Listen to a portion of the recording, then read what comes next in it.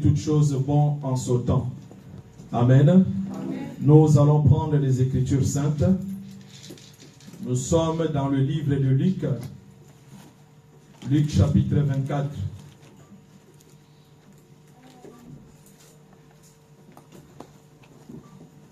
Luc chapitre 24.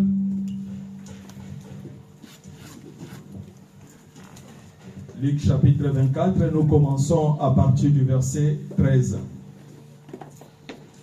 Nous lisons au nom de Jésus-Christ. Amen. Et voici, ce même jour, 2 disciples allaient à un village nommé Emmaüs, éloigné de Jérusalem de 60 stades. Et ils s'entretenaient de tout ce qui s'était passé. Pendant qu'ils parlaient et discutaient, Jésus s'approcha et fit route avec eux, mais leurs yeux étaient empêchés de les reconnaître. Il leur dit, « De quoi vous entretenez-vous en marchant pour que vous soyez tout tristes ?» L'un d'eux, nommé Cléopas, lui répondit, « Es-tu le seul qui, séjournant à Jérusalem, ne sache pas ce qui est arrivé ces jours-ci? » Quoi leur dit-il? Et ils lui répondirent, ce qui est arrivé au sujet de Jésus de Nazareth, qui était un prophète puissant, en œuvre et en parole devant Dieu et devant tout le peuple. Amen. Et comment les principaux sacrificateurs et nos magistrats l'ont livré pour le faire condamner à mort et l'ont crucifié. Nous espérions que ce serait lui qui délivrerait Israël. Mais avec tout cela, voici le 3e jour que ces choses se sont passées. Il est vrai que quelques femmes d'entre nous nous ont fort étonnés, s'étant rendu de grand matin au sépulcre, et n'ayant pas trouvé son corps, elles sont venues dire que les anges leur sont apparus et ont annoncé qu'il est vivant. Quelques-uns de ceux qui étaient avec nous sont allés au sépulcre et ils ont trouvé les choses comme les femmes l'avaient dit. Mais lui, ils ne l'ont point vu. Alors Jésus leur dit, ô homme sans intelligence, et dont le cœur est lent à croire tout ce qu'ont dit le prophète, ne fallait-il pas que le Christ souffrisse ces choses et qu'il entrât dans sa gloire? Et commença par Moïse et par tous les prophètes, il leur expliqua dans toutes les Écritures ce qui les concernait. Lorsqu'ils furent près du village où ils allaient, il parut vouloir aller plus loin. Mais ils le pressèrent en disant, reste avec nous, car le soir approche. Le jour est sur son déclin. Il entra pour rester avec eux. Mais pendant qu'il était à table avec eux, il prit le pain et après avoir rendu grâce, il le rompit et les leur donna.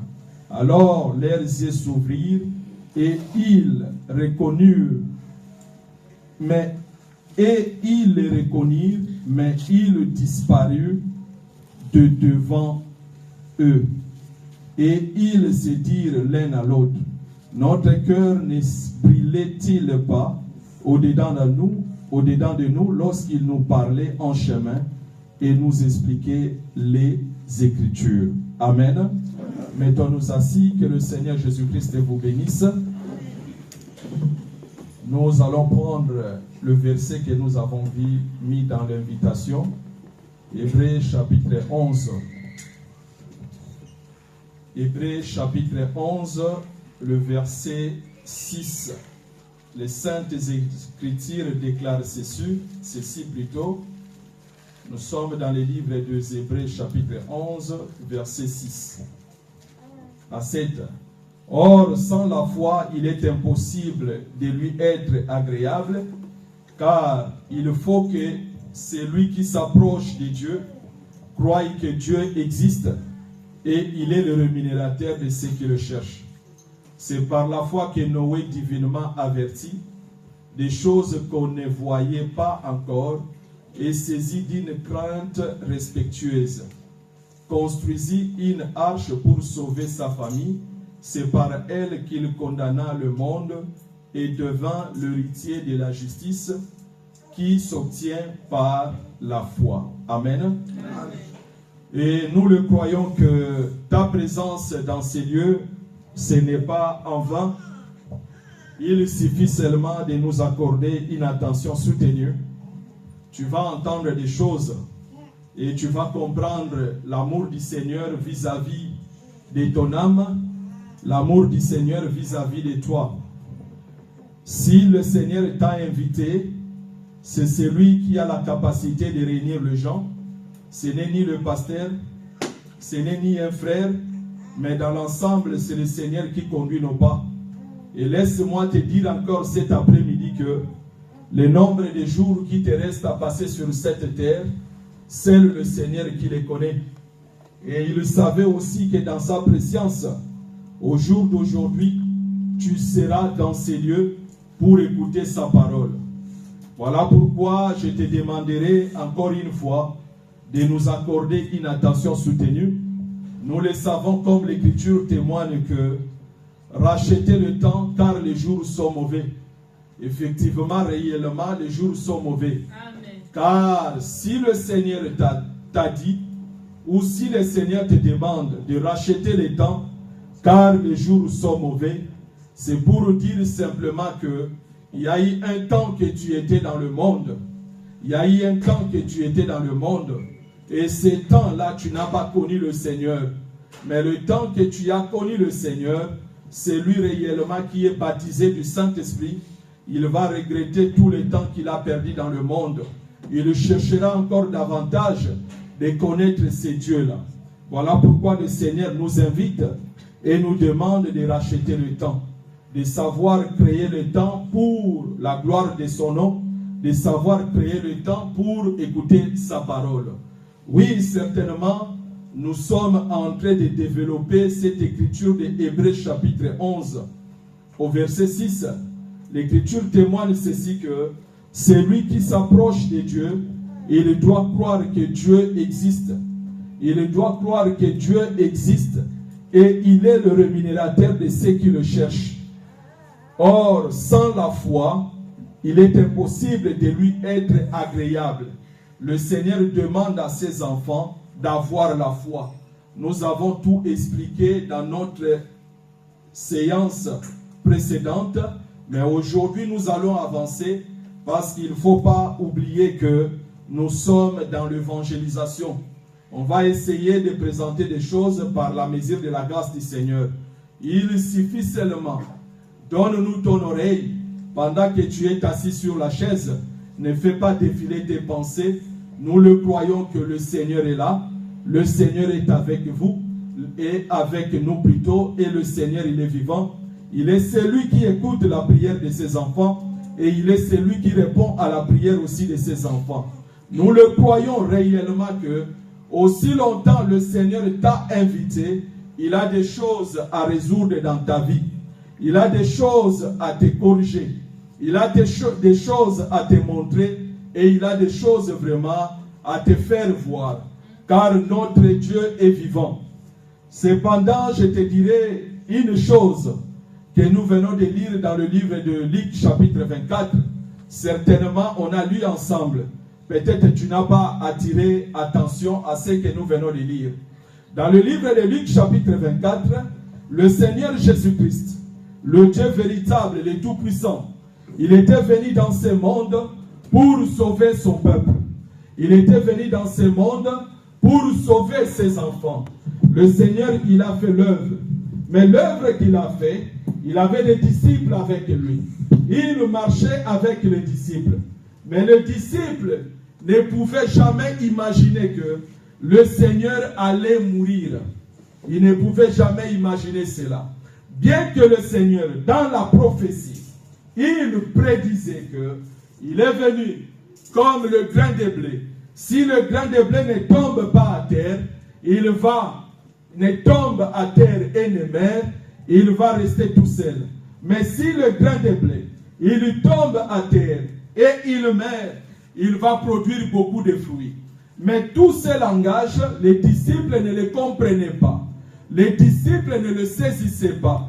Oui, je peux te dire certainement que aussi longtemps tu as l'affection à tout ce qui t'entoure, aussi longtemps tu as l'affection à ta famille, aussi longtemps tu as de l'affection, des fois ça fait mal de perdre notre chair.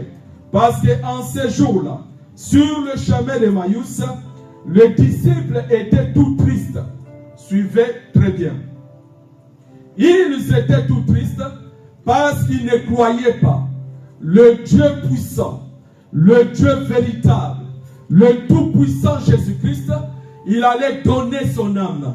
Il allait mourir. Or, la mission qui a été de notre Seigneur, il devrait mourir pour engloutir la mort. Parce que depuis le péché d'Adam, la mort retenait tout le monde. Tous les grands que tu connais dans le monde, tous les grands que tu connaissais, qui ont vécu, que ce soit Abraham, que ce soit Moïse, tous ces gens-là, ils ne pouvaient pas vaincre la mort. Mais Jésus était venu pour vaincre la mort.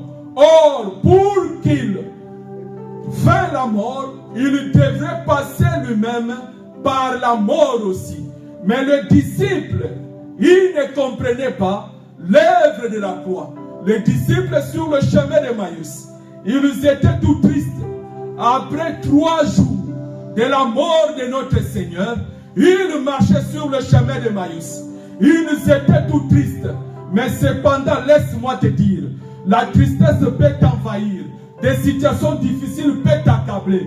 Mais cependant, Jésus, il est présent. Le Seigneur n'abandonne jamais tes enfants. Même si tu ne le vois pas. Moi, je t'assure cet après-midi, Jésus est avec nous. C'est la même situation qui s'est déroulée sur le chemin d'Emmaüs. Pendant que les disciples, ils marchaient. Le Seigneur, il est amour. Il s'est apparu au milieu de ses disciples. Il a dit, de quoi entretenez-vous? Et l'un d'eux, il a pris l'audace. Il a dit à Jésus, tu es le seul qui habite ces contrées. Tu ne connais pas ce qui est arrivé à un prophète puissant qu'on appelait Jésus. Il était puissant en parole et en acte. Or, c'était lui Jésus, mais il pressait Jésus à Jésus.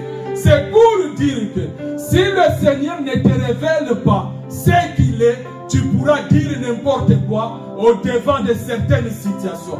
Pendant qu'il marchait avec eux, ils étaient confondus, ils étaient tout tristes.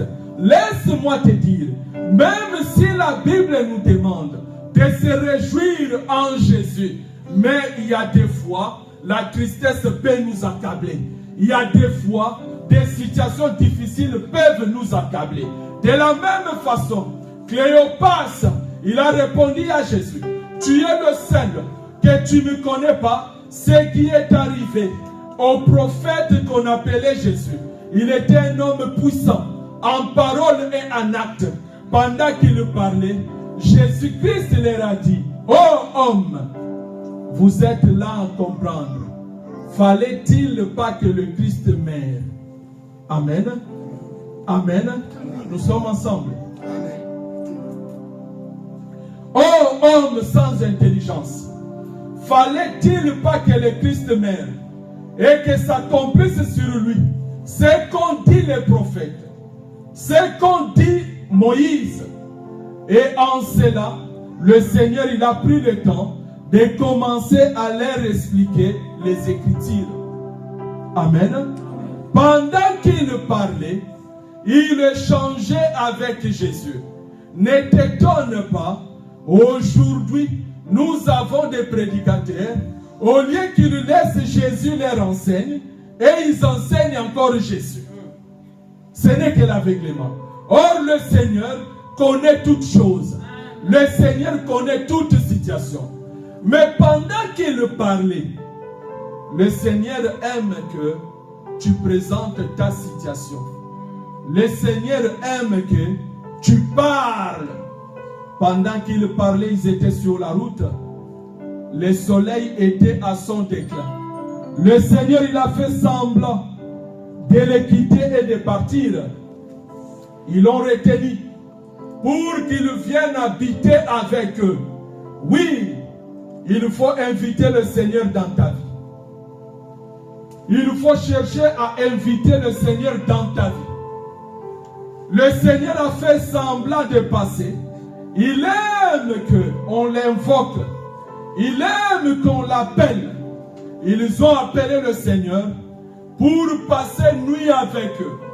Pendant qu'ils étaient sur la table, le Seigneur a pris le pain comme c'était dans son habitude. Il a rompu le pain. Quand il a rompu le pain, ils ont dit, jamais homme a fait ce geste que le Seigneur a fait. Ils ont reconnu que c'est le Seigneur. Quand ils ont reconnu, le Seigneur est disparu au devant d'eux. C'est pour dire, mes bien-aimés, même si tu ne vois pas le Seigneur, sache-le qu'il connaît tes souffrances. Sache-le qu'il connaît tes besoins. Sache-le qu'il connaît tes projets. Et cependant, c'est lui qui a dit, j'ai un projet de bonheur et de paix pour vous. Et les disciples se sont dit, pendant qu'il parlait, nos cœurs ne brillaient-ils pas? Oh là là, il y en a aujourd'hui des gens qui écoutent la parole, mais le cœur ne brille pas. Quand le Seigneur parle, étant son enfant, il faut que ton cœur brille. Il faut que tu sentes que Dieu te parle. Cléopas, ils étaient tristes. Ils se sentaient coupables. Ils ont reconnu que c'est le Seigneur. Pendant qu'ils rompaient le pain, ils ont reconnu que c'est le Seigneur. Et le Seigneur est disparu au devant d'eux. Et ils ont dit, comment ça se fait, quand il nous parlait, nos cœurs ne brillaient-ils pas? Amen. Pendant que le Seigneur te parle, Qu'est-ce que tu sens dans ton cœur? Pendant que le Seigneur te parle, ton cœur ne brille-t-il pas? Un enfant de Dieu, c'est celui qui se soumet à la volonté du Seigneur. Un enfant de Dieu, c'est celui, quand il écoute le Seigneur, il prend toujours la décision d'abandonner le mal. Il prend toujours la décision de dire que, advienne que pourra, je n'abandonnerai pas cet homme. Je vais le suivre jusqu'à la fin de mes jours. Voilà pourquoi Cléopas, il a dit, nos cœurs ne se brûlaient-ils pas? Laisse-moi te dire cet après-midi, Jésus-Christ est là. Jésus-Christ est là. Le Seigneur Jésus est avec nous. Il suffit seulement qu'il t'ouvre les oreilles spirituelles. Il suffit seulement de comprendre que c'est lui qui fait tout pour ta vie. Il suffit seulement de comprendre que sans Jésus, tu ne peux rien. Mais bien aimé, le Seigneur n'a pas changé. Jésus n'a pas changé. Ce qu'il a fait hier, c'est ce qu'il fait aujourd'hui et c'est ce qu'il fera demain. Il suffit seulement de comprendre et de saisir ce que le Seigneur veut de toi. Jésus-Christ, c'est le rémunérateur de ceux qui le cherchent. Tu cherches Jésus. Si tu cherches Jésus, sache-le que le Seigneur te paiera. Si tu cherches le Seigneur, il te paiera. Or, la promesse pour l'Église, ce n'est que la vie éternelle. La promesse pour l'Église, ce n'est que la vie éternelle. La promesse pour l'Église, ce n'est que la vie éternelle. La mort existe. La mort existe. Mais le Seigneur n'a pas voulu que ton âme soit perdue. Voilà pourquoi il s'est humilié. Il s'est humilié. Il a pris le corps pour donner sa vie. Or, aussi longtemps il a donné sa vie, il a dit, le monde ne me verra pas. Mais vous, l'Église, vous me verrez. Je serai avec vous. Je vais marcher avec vous. Voilà pourquoi il est temps que celui qui fait de l'orgueil au devant de la parole, il s'abaisse, le Seigneur lui fera voir sa grandeur. De la même façon, si tu prends les Écritures saintes, dans le livre de 2 Rois chapitre 5, il y a une histoire qui est dans le livre de 2 Rois chapitre 5. Suivez très bien. Le général Naaman, c'est quelqu'un qui avait de bien. C'est quelqu'un qui avait la richesse. C'est quelqu'un qui avait tout. Mais cependant, cet homme, le général Naaman, il souffrait de la lèpre. Pendant qu'il souffrait de la lèpre, il y a eu une fille. Quand les Syriens, ils ont fait expédition, ils étaient partis à Jérusalem pour faire la guerre. Ils ont pris une fille. Et cette fille, ils l'ont ramenée en captivité. Pendant que le général souffrait. Cette fille-là, j'aimerais que ça soit aussi ton comportement cet après-midi. Cette fille qui habitait à Syrie, cette fille-là, elle connaissait bien son pays Israël. Cette fille-là, elle connaissait bien Jérusalem. Et cette fille qui travaillait dans la maison de Naaman, elle a vu chaque jour. Le général Naaman était en souffrance. Je suis dans le livre de 2 Rois chapitre 5. Ce général-là, il avait tous les biens. Comme toi cet après-midi. Tu peux tout avoir. Tu peux tout gagner. Mais si tu n'as pas Jésus, tu es rien. Si tu n'as pas le Seigneur, tu es rien. Et si tu n'écoutes pas la voix de la jeune fille, tu es rien. Cette jeune fille connaissait bien son pays. Mais la jeune fille s'est approchée auprès de sa maîtresse. Elle a dit plutôt, mon maître souffre de la lèpre. Mais si mon maître Naaman, il était en Israël, à Jérusalem, il serait guéri de sa lèpre. Naaman, et il est parti dire au roi, Naaman, suite à la recherche de sa guérison, Naaman a voyagé pour aller chercher sa guérison, non en Syrie, Mais il est parti chercher sa guérison en Israël. Quand Naaman est arrivé avec la lettre du roi, Naaman croyait que, oui, pour suivre le chemin du Seigneur, Naaman a cherché de tracer ses voies. Naaman a cherché de tracer son chemin. Mais quand il est arrivé, il a remis la lettre au roi pour que le roi le guérisse de la lèpre. Le roi, il a eu peur.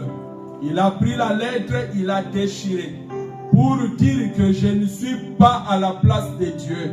Car c'est Dieu qui donne la vie et c'est Dieu qui donne la mort.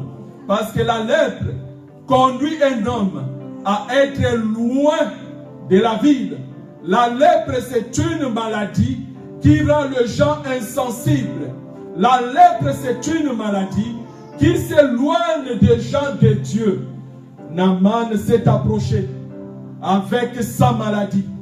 Il est parti voir le roi d'Israël. Le roi d'Israël a déchiré la lettre. Il a dit, suis-je à la place de Dieu qui donne la vie et qui donne la mort? Cependant, je te dis cet après-midi, il y a eu un prophète en Israël qui s'appelait Élisée. Élisée, il a dit, pourquoi le roi a déchiré ses vêtements? Pourquoi le roi a déchiré tout ceci? Laisse Naaman s'approcher auprès de moi. Il saura que en Israël, il y a un prophète. En Israël, il y a un Dieu. Oui, mes bien-aimés, je te dis que nous avons Dieu dans ces lieux. Si tu ne doutes pas, cet après-midi, tu verras la main de Dieu. Parce que Dieu n'utilise que les hommes. Avec ta maladie, avec ta souffrance, avec tout ce qui te dérange. Si tu crois cet après-midi, tu verras la main de Dieu. Élisée a pris de l'audace. Il a dit, laisse Naaman approcher. Il saura qu'en Israël, il y a un Dieu. Oui, Naaman s'est approché. Élisée lui a donné les directives. Oh, l'homme a de l'orgueil. L'homme cherche à créer des voies pour Dieu. Élisée lui a demandé d'aller se jeter 7 fois dans le Jourdain. Naaman, il a dit, j'ai laissé la Syrie. En Syrie, il n'y a pas de fleuve. Je pouvais me laver là-bas. Oh là là, laisse-moi te dire, si tu écoutes la voix de Dieu, il suffit seulement que tu sois humble. Tu verras la main de Dieu. Parce que les voix de Dieu ne sont pas nos voix. Les pensées de Dieu ne sont pas nos pensées. Naaman s'est entêté jusqu'à ce qu'on a conseillé Naaman. On lui a dit, va te jeter dans le Jourdain. Naaman est parti se jeter dans le Jourdain et il a vu que sa chair est devenue comme la chair d'un bébé. Et Naaman s'est guéri de sa lèpre. Oui, mes bien-aimés, moi je crois, je suis convaincu cet après-midi. Ce qui te dérange, le Seigneur il est là. Ce qui te dérange, Jésus-Christ il est là. Si on t'a lié, par des traditions, par des coutumes, le Seigneur Jésus-Christ c'est celui qui délivre. Aucun démon ne peut résister au devant de lui. Il a déclaré que tout genou fléchit au devant de son nom. Tout genou fléchit au devant de son nom. La maladie fléchit au devant du nom de Jésus-Christ. C'est lui qui parle aux morts et les morts entendent. Ce jour-là, quand il a crié, Lazare sort. Lazare a entendu, on m'a appelé. Et la mort a dit, Lazare sort. Car le maître, c'est lui qui t'a créé, il t'appelle. Il faut que tu ouvres ton cœur. Jésus-Christ est vivant. Jésus-Christ est présent. C'est celui qui rémunère les gens qui le cherchent. Je suis convaincu, comme tu es venu cet après-midi, tu ne sortiras pas comme tu es venu. Comme tu es venu cet après-midi, le Seigneur a la capacité de changer ta vie. Le Seigneur a la capacité de résoudre les problèmes que tu trouves que c'est difficile. Qu'est-ce qui t'empêche? Qu'est-ce qui te bloque? Aussi longtemps Jésus il est là, crois seulement, la victoire est dans ton camp. Aussi longtemps Jésus est là, crois seulement, il va résoudre ton problème. Naaman a reçu sa guérison. De la même façon, laisse-moi te dire que aussi longtemps tu obéis à Dieu, le Seigneur sera pour toi et le Seigneur va marcher avec toi. Oui, qu'est-ce qui te bloque? Si c'est le péché, le Seigneur a vaincu le péché. Qu'est-ce qui te bloque? Il a déclaré que j'ai vaincu le monde. Il a déclaré que j'ai vaincu le principauté. Le démon ne peut rien au-devant du nom de notre Seigneur Jésus-Christ. Tu as peur, pourquoi? Pour dormir la nuit. Jésus, il a vaincu la sorcellerie. Jésus, il a vaincu la magie. Jésus, il a vaincu toute principauté. Il suffit seulement de croire. Voilà pourquoi l'Écriture témoigne que ceux qui s'approchent de Dieu, ils doivent croire que Dieu existe. Ceux qui s'approchent de Dieu, croient que Dieu existe. Tu dois grandir dans la foi. Tu dois marcher dans la foi. Aucune situation, le Seigneur ne se décourage de donner la solution. Toute situation a de la solution au devant de notre Seigneur. Mais comprends seulement que Jésus-Christ aime ses enfants. Comprends seulement que Jésus, il est vivant. Il est fidèle à ses commandements. Il est fidèle à ses lois. Le Seigneur est vivant. De la même façon, Dieu t'a donné l'autorité. Tu ne pourras jamais laisser que les sorciers, le magicien, puissent détruire ta vie. Il ne faut jamais laisser. Il ne faut jamais accepter. Le Seigneur a dit, je vous ai donné le pouvoir de marcher sur le serpent, de marcher sur le scorpion. Crois cet après-midi que tu as le pouvoir. Crois cet après-midi que tu as le pouvoir. Si tu crois, tu verras la gloire de Dieu. Crois que tu as le pouvoir. Oui, Naaman, il a obéi avec insistance. Il a vu la main de Dieu. De la même façon, le Seigneur dit ceci que, aussi longtemps, tu as accepté qu'il conduise ta vie. Aussi longtemps, tu as accepté Jésus-Christ comme Seigneur et Sauveur. Crois que c'est lui qui est le médicament véritable. Je te dis cet après-midi, le Seigneur guérit le sida. Je te dis cet après-midi, le Seigneur guérit le cancer. Regarde, il y a le doute en toi. Je le sens, il y a le doute en toi. Crois que Jésus guérit le sida. Amen. Crois que Jésus guérit le cancer. Amen. Crois que le Seigneur est le médicament véritable. Amen. Le Seigneur Jésus-Christ guérit toutes sortes de maladies. Amen. Tu peux avoir une maladie, mais tu caches en toi. Mais le Seigneur Jésus-Christ guérit toute maladie. Le Seigneur Jésus-Christ guérit la stérilité. Amen.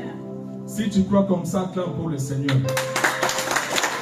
Pendant que tu acclames, que le nom de Jésus-Christ soit élevé. Pendant que tu acclames, tout le monde qui te dérange soit ôté maintenant. Au nom de Jésus-Christ. Au nom de Jésus-Christ. Pendant que tu acclames, toute maladie qui te dérange soit ôtée maintenant. Au nom de Jésus-Christ. Au nom de Jésus. Au nom de Jésus. Je proclame la victoire dans ta vie. Au nom de Jésus. Je proclame la guérison dans ta vie. Au nom de Jésus. Gloire à toi Seigneur. Gloire à toi Jésus. Gloire à toi le Tout-Puissant. Délivre les âmes. Délivre les âmes. Délivre les âmes. Le Seigneur Jésus-Christ, il est merveilleux. Il est le Tout-Puissant. Il nous a accordé l'autorité. Laisse que le nom de Jésus soit élevé. Le Seigneur t'aime. Il guérit toutes sortes de maladies. Le Seigneur t'aime. Il est le Tout-Puissant. Même si les sorciers, ils ont comploté contre toi, laisse-moi te dire, au devant du nom de Jésus-Christ, les sorciers, ils ont peur. La magie, l'envoûtement ne peut rien contre les enfants de Dieu. Toute puissance démoniaque, diabolique, nous les défions au nom de Jésus-Christ. C'est lui qui cherche à te toucher. C'est comme si il met son doigt dans la prunelle de l'œil de Dieu. Crois cela. Aussi longtemps que tu es enfant de Dieu, Jésus est pour toi. Le Seigneur est avec toi. Le Seigneur marche avec toi. Crois, donne ta vie à Jésus.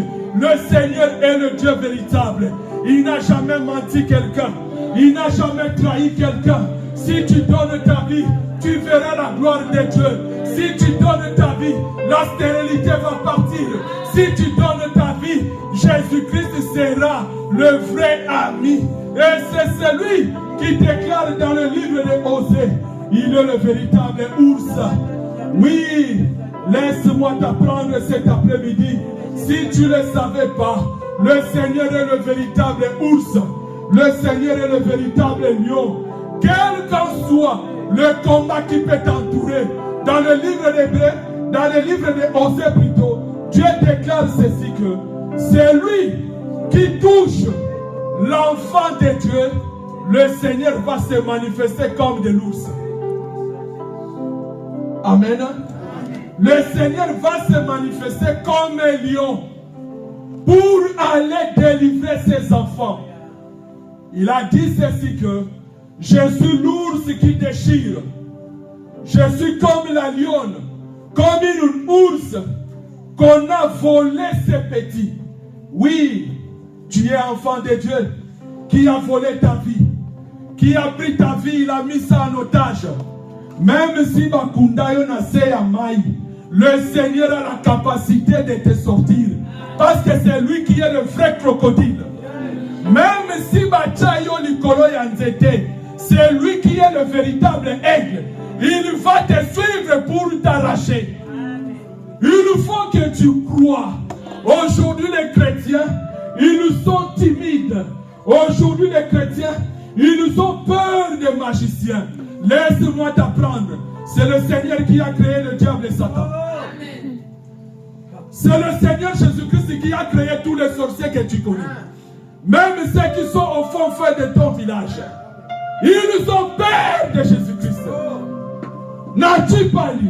Ces jours-là, ils ont dit, oh fils du Dieu très haut, nous savons que tu allais venir. Tu es venu pour nous tourmenter. Ils ont supplié Jésus, envoie-nous, même dans ces pourceaux-là. Oui, les démons supplient Jésus. Parce qu'ils savent que leur temps n'est pas arrivé. Parce qu'ils seront liés et jetés dans le feu. Mon objectif ou mon orientation, c'est réveiller la foi en toi. Il ne faut pas se laisser traîner par des choses inutiles. Il faut que tu croies, Dieu existe. De la même façon, si tu prends le livre de Samuel chapitre 30, tu verras, David, c'est notre frère. David, c'est notre bien-aimé. Et le roi David, il était venu, il a trouvé que ils ont saccagé la ville. Les Amalécites, ça symbolise les démons. Les Amalécites symbolisent le diable et Satan. Les Amalécites symbolisent le magicien. Les Amalécites symbolisent les sorciers. David n'était pas dans le pays. Quand il est revenu dans le pays, il a trouvé que les Amalécites, ils ont tout saccagé. Ils ont tout détruit. Et David était en pleurs. De la même façon, ma soeur, mon frère, les situations difficiles peuvent t'accabler. Oui, tu peux pleurer. Tu peux chercher Dieu. C'est ce que Dieu nous recommande. Il faut chercher sa face. Afin que tu épuises la force. Tu puisses plutôt la force en Jésus. David est parti consulter Dieu. Il a dit, pourrais-je poursuivre cette armée d'Amalécites? Souviens-toi, Amalécite vient des descendants d'Amalek. Or, l'Écriture déclarait que la guerre entre Amalek et l'Éternel sera de génération en génération. Les Amalécites existent jusqu'à ce jour. Et quand ils viennent pour nous combattre, ils viennent avec leur armée. Et quand ils viennent, ils sont sans pitié. Parce qu'ils ont le cœur incrédule. Ils ont détruit la famille de David. Ils ont détruit le pays. Et David étant le véritable ours, David il a dit à l'Éternel, je peux les poursuivre. Oui, David a pris le courage. Il a suivi les Amalécites. De la même façon, pourquoi tu laisses que la sorcellerie, pourquoi tu laisses que les démons saccagent ta famille? Tu as l'autorité. Quand tu déclareras au nom de Jésus, ils vont prendre fuite. David, il a poursuivi les Amalécites. Arrivé jusqu'à dans leur camp, les Amalécites ont pris fuite. Et David, il a tout récupéré. Il est retourné dans le pays. De la même façon, ma sœur, mon frère, si réellement tu avais ouvert une porte afin que les Amalécites entrent, afin que les démons saccagent ta vie, je te dis que tu as le pouvoir et tu as l'autorité de les poursuivre afin que tu délivres ce qui est ton bien, pour que tu délivres ce qui est ta famille. Car Jésus, il t'a donné l'autorité. Jésus-Christ, il t'a donné le pouvoir. Oui, tu verras un frère, il peut beau parler, il peut dire Jésus dans la bouche. Le frère, on va terminer par là, suivez très bien, parce qu'aujourd'hui, les chrétiens, ils sont un peu dans la confusion. Beaucoup de gens qui viennent dans les églises, ils sont un peu dans la confusion. Tu verras quelqu'un qui dit le nom de Jésus, qui parle de Jésus, mais cependant son cœur est éloigné de lui. Cependant, il est emprisonné. Oui, je te donne un exemple. Je ne suis pas dans la révélation. Je descends dans la doctrine. Tu remarqueras notre frère qui s'appelait Joseph. Notre frère Joseph, il avait plein de connaissances. Mais cependant, Joseph, il était emprisonné. Amen. Joseph, il était emprisonné. Mais Joseph, il était où il avait la connaissance. Joseph, il interprétait des songes. Mais dans la bouche, Joseph, il avait la connaissance. N'accepte pas d'être en prison. Car un prisonnier plutôt, ne peut pas aller au travail. Un prisonnier ne peut pas faire un projet. Voilà pourquoi tu verras d'autres personnes, depuis qu'il a commencé à travailler, c'est comme si l'argent il rentre, il sort par là.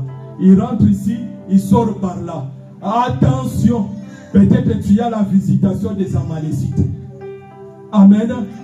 Joseph, il avait la connaissance, le nom de l'Éternel, mais Joseph était en prison.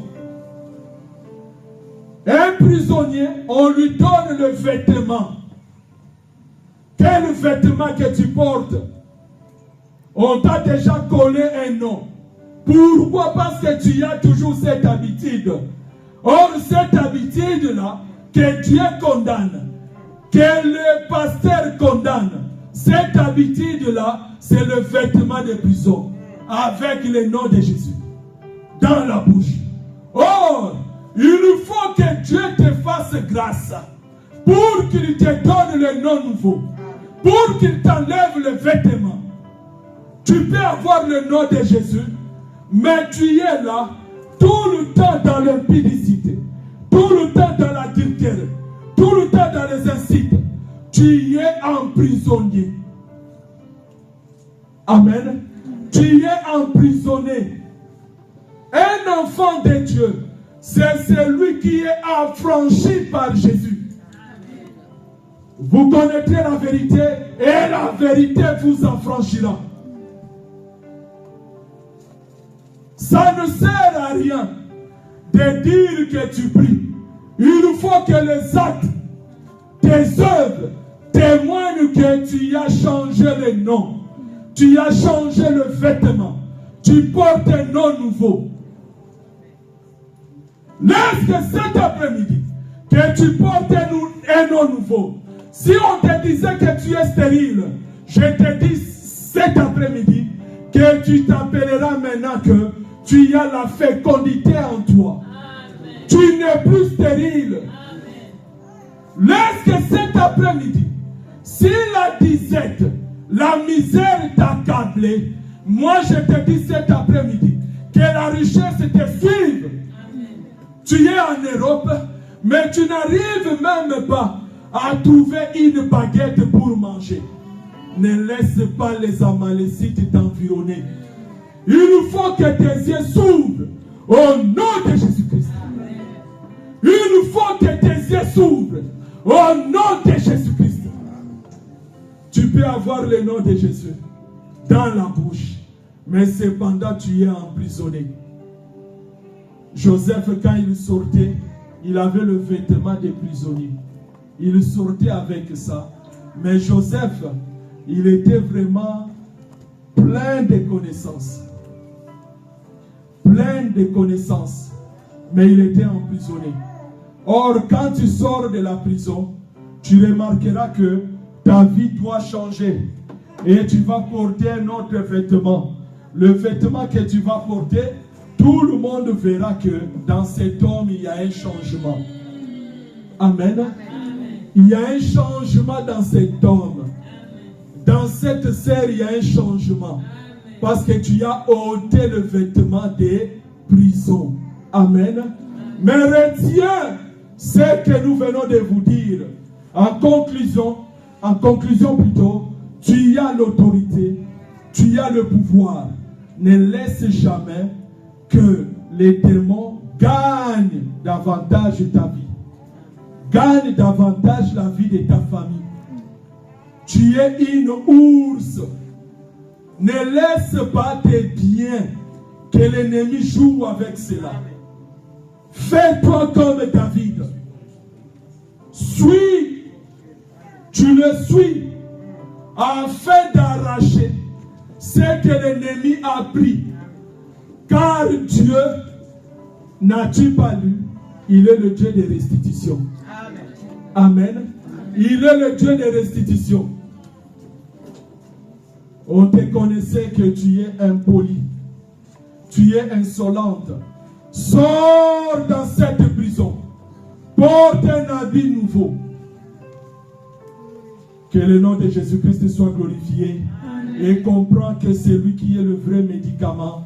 Et c'est lui qui est la solution pour notre vie, pour nos problèmes. C'est celui qui est le Seigneur Jésus-Christ. Acclamons pour le Seigneur Jésus-Christ. Acclame le nom de Jésus. Acclame le nom de Jésus-Christ. Dis un mot pendant que tu acclames. Élève le nom de Jésus-Christ. Élève son nom. Oui, il connaît tous tes besoins. Il connaît toutes choses. Élève le nom de Jésus-Christ.